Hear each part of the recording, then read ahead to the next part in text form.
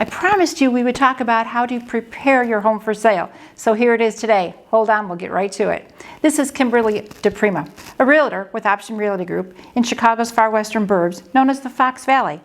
So what are we going to do to get your homes ready for sale? Don't worry about staging, that's down the road. Before that, we have to depersonalize. Home buyers want to walk into your home and they want to picture themselves living there. They're not coming to visit your family, they're coming to see if their family can live there. So when I say depersonalize, it needs to be friendly.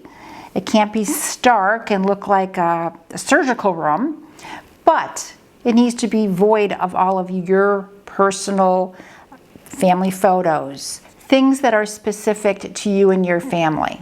I also suggest removing firearms, things that are dangerous. All the sellers I work with, I suggest that they're preparing to move, so lighten the load. Purge things that you haven't used in your current home for a year. If you've gone through a whole season and never used it, are you really going to use it? Make sure your cabinets have plenty of breathing space. When I mean that, nobody wants to open that cabinet door or that pantry door and see that it's full. They don't know how much things you have in that pantry. They only know that it's a full pantry. Start using the things in your pantry. Minimize your purchases. Everybody, when they're coming to your home, is going to go into those places. Why? Because it comes with the home. They're not going to go in your dresser. The dresser goes with you. The cupboards, the pantries, the attached shelving, those all stay. They want to make sure there's enough room for their things. So if you have a service for 12 and your family of 4, take half of it out.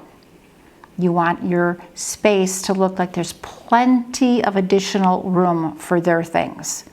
My husband and I are empty nesters. We have moved a few years ago. We have a service for 8. I took 4 servings out and left a service for 4 in our cupboards. It made our cupboards, our cabinets, look like there was plenty of room for other things.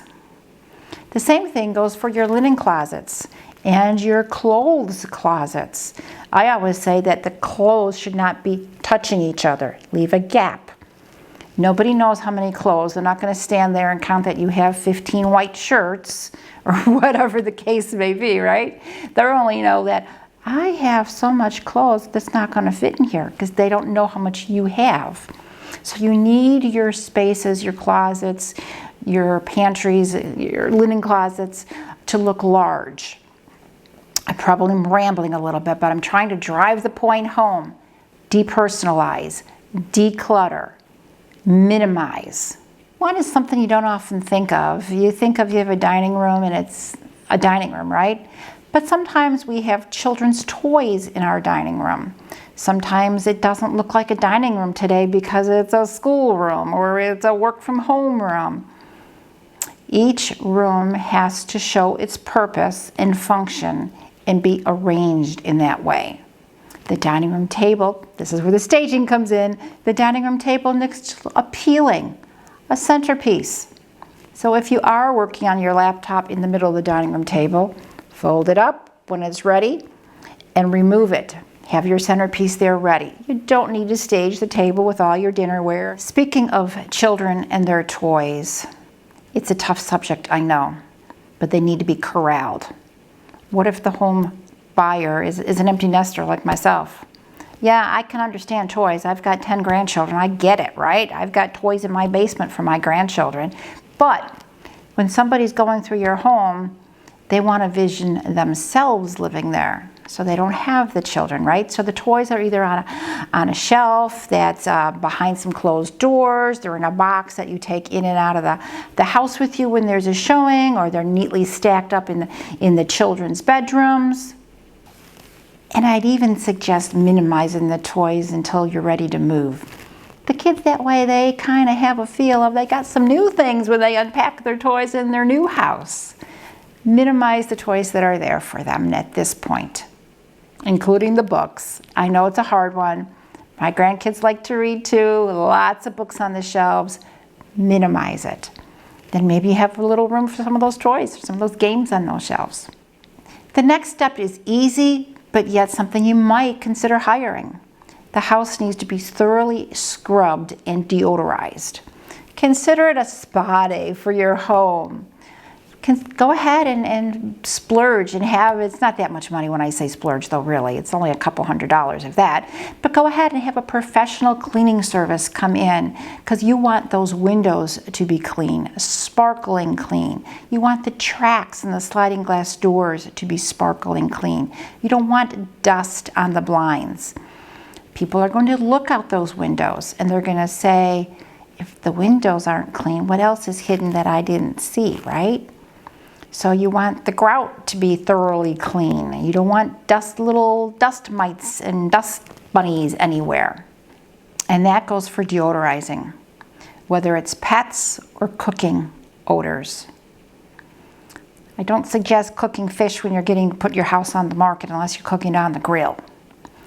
I suggest minimizing or removing the litter box when it's time for showings. I do not suggest putting in those plug-in things into the outlets. Buyers look at that and they go, oh, what are they covering up? Seriously, I can't tell you how many buyers I've had say that. Instead, put some cinnamon and cloves in some water and boil that on the stove for those nice fall fresh smells, aromas. Summertime, lemons, nice, fresh, open smelling. Enhance your curb appeal. That is your first impression.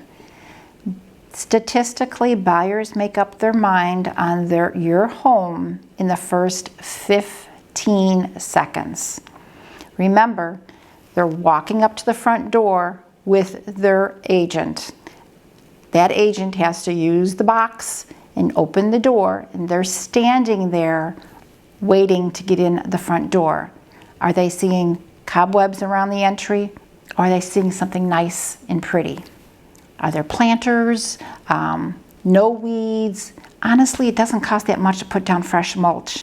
And the other thing I would suggest is having the driveway freshly sealed. It just shows how much you've cared for your home and it is move-in ready.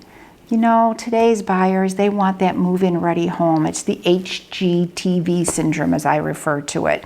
They want everything to be perfect. Make your home move-in ready. Watch this video here specifically about curb appeal. And don't forget to hit that subscribe button and that little bell so you'll be notified every time we have new videos coming out. Thanks very much. Have a great day and God bless.